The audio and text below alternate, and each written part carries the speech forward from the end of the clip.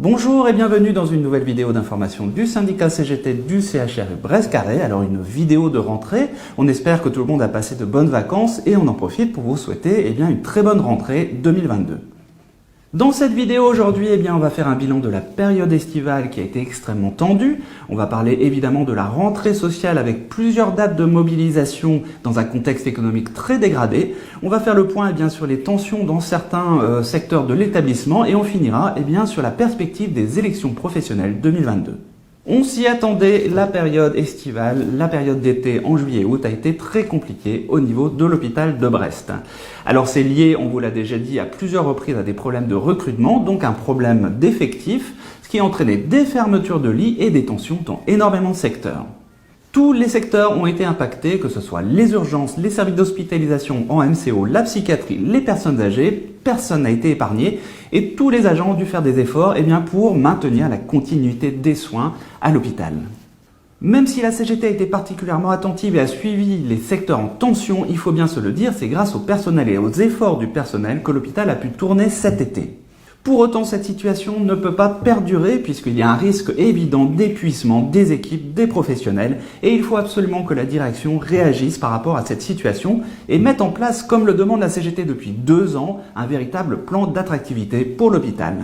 On ne cesse de le répéter au niveau de la CGT, on demande d'abord une revalorisation des salaires, des stagiairisations beaucoup plus rapides et puis surtout une amélioration des conditions de travail par l'augmentation des effectifs. Par contre, il reste quelques situations litigieuses concernant le passage des temps partiels à temps plein. En effet, la règle, ce qui avait été décidé avant l'été, c'est que l'ensemble des personnels qui passeraient à temps plein pendant l'été pour aider au fonctionnement de l'hôpital seraient payés en heures supplémentaires pour le temps supplémentaire. Cette mesure avait été actée par la direction. Pour autant, on a encore quelques secteurs où ce n'est pas le cas, où il y a des agents qui sont passés du temps partiel en temps plein et on leur dit que c'est une annualisation du temps partiel et qu'ils auront des récupérations ultérieurement. La CGT a déjà interpellé la direction pour qu'elle tienne ses engagements et que tous les agents qui veulent être rémunérés en heures supplémentaires puisqu'ils ont fait l'effort de passer à temps plein le soient réellement. Il y a déjà le service de neurochirurgie et le bloc opératoire qui nous ont contactés, mais n'hésitez pas, que ce soit individuellement ou collectivement, à contacter la CGT pour porter les éventuels problèmes dans vos services. Évidemment, la situation de l'hôpital de Brest n'est pas un cas isolé et c'est l'ensemble des hôpitaux en France qui ont connu d'énormes difficultés pendant la période estivale 2022.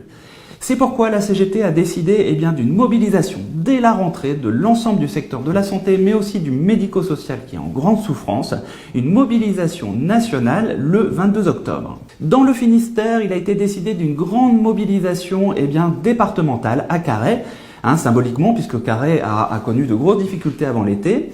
Alors pour l'ensemble des secteurs de la santé et du médico-social, ça se veut une manifestation festive puisqu'il y aura des concerts et donc une manifestation dans la ville de Carhaix.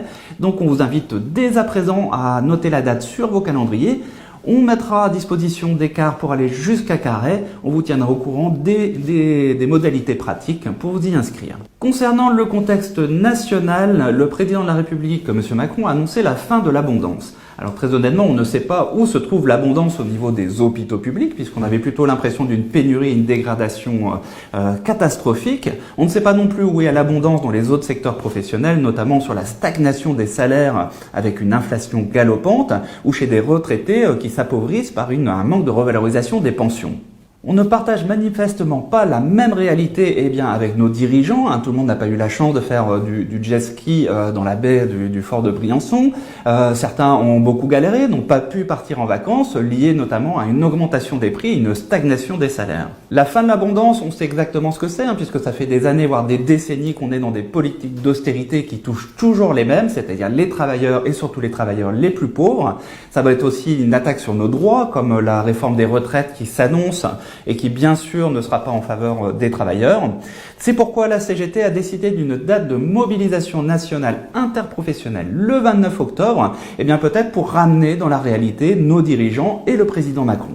Nos revendications sont simples, il s'agit de l'augmentation des salaires, des pensions, d'une vraie réforme des retraites qui améliore la situation des travailleurs. C'est la seule façon effectivement de relancer l'économie en France. On vous tiendra évidemment au courant des modalités de mobilisation au niveau de Brest et du département. La CGT continue à accompagner les professions qui demandent plus de reconnaissance ou alors les situations d'injustice. On vous en a déjà parlé à plusieurs reprises, notamment les services de soins critiques, qui avaient une prime d'exercice en soins critiques qui excluait les aides-soignants, les ASH, les kinés. Voilà, il n'y avait que les infirmiers et les cadres de santé qui touchaient cette prime. Donc ça fait plusieurs mois que la CGT du CHRU Brest-Carré essaye de mobiliser, d'organiser la mobilisation pour réparer cette injustice afin que tous les agents des services de soins critiques touchent la prime d'exercice en soins critiques. En particulier, il a été décidé avec les agents d'une mobilisation nationale le 6 octobre avec une manifestation à Paris et puis des actions en local pour ceux qui ne pourront pas se rendre au niveau de Paris. On va terminer cette vidéo avec le sujet des élections professionnelles 2022, alors puisqu'elles approchent à grande vitesse, puisque le vote aura lieu autour du 8 décembre. Les prochaines semaines, donc, on va vous expliquer en détail l'importance d'aller voter, puisque vous allez élire vos représentants pour les 4 prochaines années, donc c'est vraiment très important. On vous expliquera aussi les projets et le programme de la CGT, puisqu'elle va déposer des listes quasiment sur tous les secteurs. Actuellement, la CGT finalise ces listes, c'est-à-dire les listes de candidats qui seront présentés aux élections. Alors on fait un appel évidemment aux adhérents s'ils souhaitent s'investir dans le fonctionnement institutionnel et dans ces élections. On fait aussi un appel à tous les agents qui veulent se syndiquer à la CGT et qui veulent porter les valeurs et les revendications de la CGT. C'est tout pour cette semaine. On vous donne rendez-vous la semaine prochaine pour une nouvelle vidéo d'information. Dans l'intervalle, vous pouvez évidemment nous contacter avec les coordonnées qui s'affichent à l'écran.